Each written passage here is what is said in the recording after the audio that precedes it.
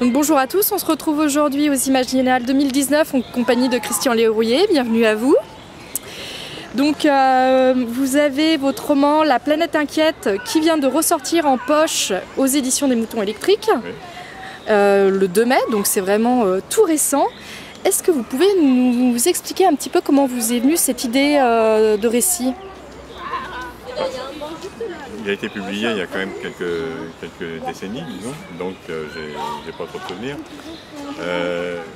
C'est comme beaucoup de mes ouvrages, c'est parti d'une vision d'un paysage. J'ai une écriture à partir soit de paysages, soit de scènes, etc. Et j'ai eu cette idée de l'exode à partir d'une photo en réalité, qui était une photo de la plaine du Serengeti, qui montrait la trace laissée par les grandes migrations animales qui le traversent. Et ça fait une piste, et ce qui était assez spectaculaire, c'est que cette piste est étroite, c'est-à-dire que vous avez d'énormes troupeaux qui passent, mais ils passent sur quelques mètres finalement. Et c'est cette image m'avait frappé, je suis parti sur cette idée-là, puisque l'essentiel du récit tourne autour d'un exode inexpliqué, les gens qui quittent une ville, qui quittent la ville et qui vont vers un but qu'ils ne connaissent pas. Et vous pouvez nous dire quelques mots en fait sur l'intrigue L'intrigue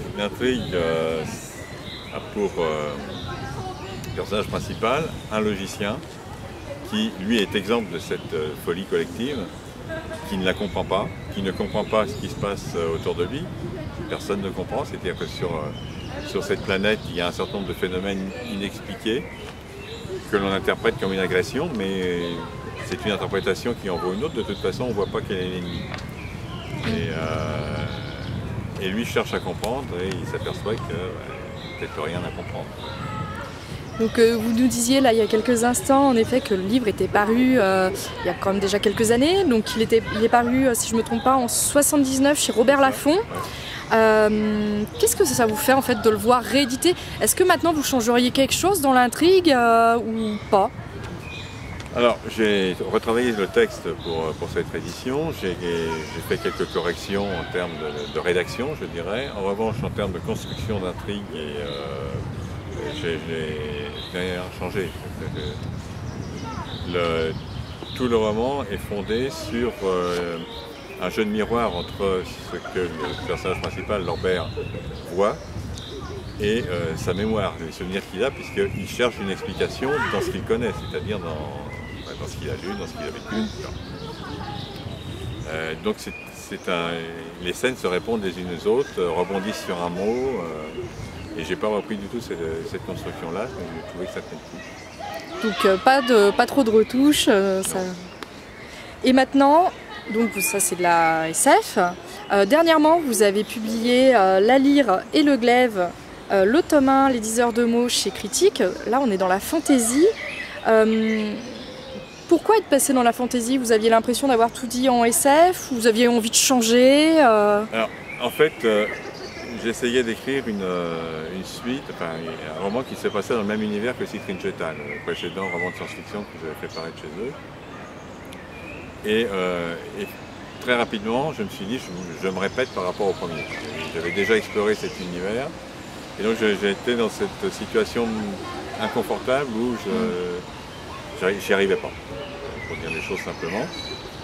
Je me suis dit, bon, il faut faire un virage à 180 degrés pour me sortir de cette impasse où je tourne en rond. Et je ne sais pas si on peut tourner en rond dans une impasse d'ailleurs. Ça va être compliqué. Et donc, je me suis dit, bon, j'ai jamais fait de fantaisie pour adultes, allons-y, j'essaye. Et je suis parti à l'origine pour ce qui devait être un roman, et à mesure que je l'écrivais, je me disais, bah non, là, il va falloir des développements plus longs. Parce que pour la première fois aussi, j'ai, dans ce roman, utilisé plusieurs points de vue.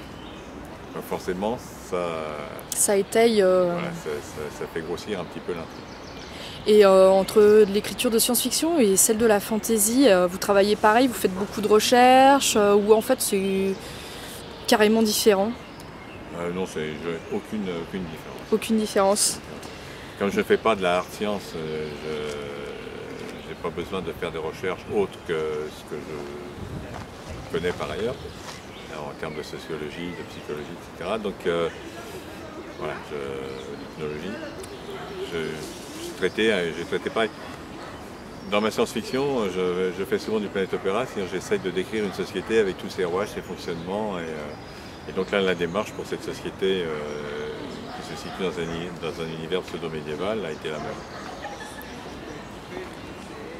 Donc la fantasy, de la SF, et puis finalement vous écrivez, si je ne me trompe pas, aussi pour la jeunesse. Oui. Il y a eu Les Évadés chez Bayard Jeunesse qui est paru. C'est pareil, est-ce que c'est un autre type d'écriture, non? Pour écrire à la jeunesse, vous ne devez pas fonctionner exactement pas de la même manière?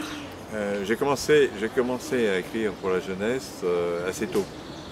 J'avais à l'époque publié un seul roman pour adultes et j'ai été contacté par Hachette à l'époque pour écrire un roman pour jeunesse.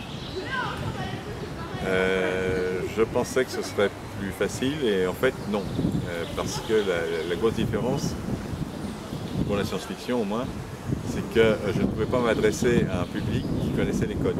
Je devais supposer que c'était le premier roman de science-fiction. Et finalement, j'ai trouvé que c'était une bonne école d'écriture, l'écriture pour la jeunesse.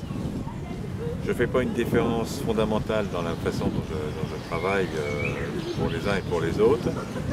Je n'ai pas forcément les mêmes constructions, c'est-à-dire j'ai des constructions plus linéaires dans le cadre de la jeunesse que dans le cadre des romans pour adultes où je peux permettre des flashbacks, des compositions un peu différentes. Mais sinon, je n'aborde pas l'écriture pour la jeunesse différemment. D'accord. Même au niveau des sujets traités, utiliser des mots ou peut-être des images qui sont un peu différentes pour la jeunesse que pour un public adulte, c'est pas plus difficile ou finalement c'est pareil? Alors, j'ai souvent des discussions avec mes éditeurs pour la jeunesse qui me disent ton écriture est trop compliquée. Tu utilises des mots trop compliqués. Comme je ne sais pas ce qu'est un mot compliqué, je sais ce que c'est qu'un mot rare. Mais après tout, s'ils ne rencontrent jamais les mots rares, ils resteront rares. Et si le sens de la phrase est compréhensible, ils apprennent un mot, c'est tout. Ce qui n'est pas plus mal. Ce qui n'est pas plus mal. Non, je ne fais pas une différence essentielle de ce point de vue-là. Évidemment, il y a des sujets que je ne traite pas pour la jeunesse parce que j'estime qu'il y en a d'autres plus urgents ou plus importants. Mais un roman comme Les Évadés, par exemple, qui se situe pendant la Seconde Guerre mondiale, et qui décrit l'engagement d'un jeune garçon qui va être entraîné presque malgré lui dans la résistance. Je l'ai composé à partir de récits que m'ont fait les résistants, qui avaient l'âge du rôle, si je puis dire, à l'époque. Maintenant, ce sont des vieux messieurs qui se sont engagés à 13-14 ans. Et ça aurait pu être un roman pour adultes. Tout à fait. Je l'ai fait dans une collection jeunesse parce que je tenais à ce que justement les jeunes lecteurs qui ont l'âge de mon personnage se posent la question de savoir mais qu'est-ce que j'aurais fait moi, pourquoi ça s'est passé comme ça. Et vous avez eu des retours de jeunes lecteurs en fait qui vous ont dit ah bah moi j'aurais fait ça ou carrière j'en ai pensé Alors j'ai eu des retours, oui, parce que j'ai rencontré notamment dans le cadre de rencontres avec des classes. Et en fait, la découverte, ça a été que, effectivement, les jeunes qui s'engageaient dans la résistance avaient quasiment leur âge ou quelques années de plus. Et ça, pour eux, c'était une découverte. Oui, ils ne s'imaginaient pas qu'ils étaient aussi jeunes. Non, chaque fois qu'ils voient un ancien combattant à la télévision, c'est un vieux monsieur. Voilà. Oui, ou alors on s'imagine, enfin je sais pas, moi j'aurais plutôt imaginé 17-18 ans, mais c'est vrai que 13-14 c'est... Il y en a qui étaient très jeunes. Là, en l'occurrence, dans ce roman, je parle d'un réseau de passeurs, c'est-à-dire des jeunes qui guidaient les aviateurs anglais tombés sur territoire occupé pour les amener jusqu'à la frontière pyrénéenne. L'accompagnant idéal, c'était une jeune fille de 14 ans. Oui, personne ne se méfie, voilà. Comme ceux qui transportaient les tracts dans le berceau du bébé. Ah. Et maintenant alors, sur quoi travaillez-vous? Le deuxième tome Le deuxième tome de La Lyre et le Glaive, hein, parce que la publication est annoncée pour mars 2020, mais il faut l'écrire. Ah bah, oui, parce que finalement ça avance, hein, c'est dans un an. Voilà. Et moins que ça, parce qu'en fait, il y a quand même... oui, la relecture. Voilà. Donc, normalement, je dois le livrer à l'automne prochain. Et puis je travaille aussi à la réédition des Jarvis, c'est-à-dire une série pour la jeunesse qui était parue dans les années 70 chez Hachette. D'accord, donc ça va reparaître chez Hachette aussi? Non, ça va reparaître aux éditions critiques sous forme d'une intégrale. D'accord. Il y a 6 romans qui sont parus, plus un qui est inédit, puisque Hachette avait arrêté la collection un peu abruptement. D'accord. Donc, du suspense pour le dernier. Voilà. En tout cas, merci beaucoup d'avoir répondu à ces quelques questions. On vous souhaite un très bon salon. Je vous remercie.